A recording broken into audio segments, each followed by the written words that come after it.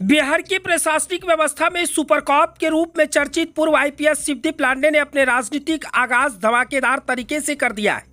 सीमांचल से अपनी विशेष लगाव के कारण हिंद सेना प्रमुख ने मंगलवार को अररिया जिले से पदयात्रा की शुरुआत की। पदयात्रा पर निकले पूर्व आईपीएस और हिंद सेना प्रमुख शिवदीप लांडे गुरुवार को कटिहार पहुंचे।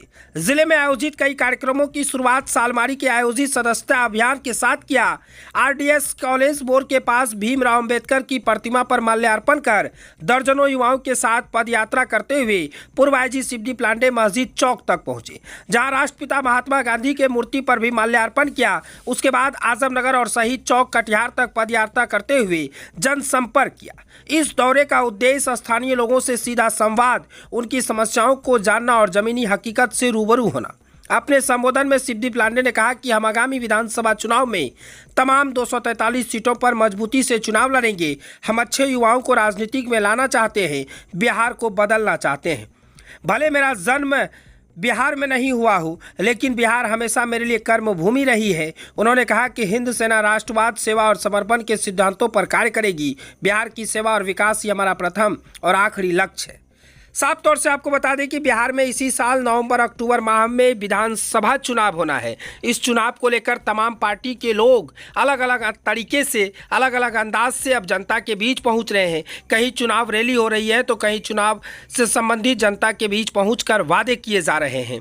इसी बीच अब नई पार्टी का आगाज़ हो गया है बिहार में। वो पार्टी अब 243 सीटों पर अपना कैंडिडेट उतारने का ऐलान कर दिया है। उस पार्टी का नाम है हिंद सेना। उसके प्रमुख हैं पूर्व आईपीएस शिवदीप लांडे, जो न कि सिर्फ पुलिस विभाग में काम किया बल्कि पूरे क्षेत्र में, जिस क्षेत्र में रहे उस क्षेत्र में उन्हें सुपर कॉप के नाम से प्रसिद्ध थे।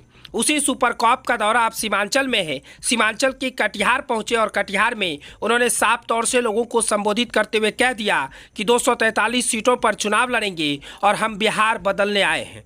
बिहार के युवाओं को राजनीतिक में लाना है और कैसे लाया जाता है ये हिंद सेना करेगी। हिंद सेना की पार्टी युवाओं के साथ चलेगी, युवाओं के साथ खड़े रहेगी और बिहार तो हमारी कर्मभूमि है। भले बिहार में मेरा जन्म नहीं हुआ हो, लेकिन बिहार हमारी कर्मभूमि है।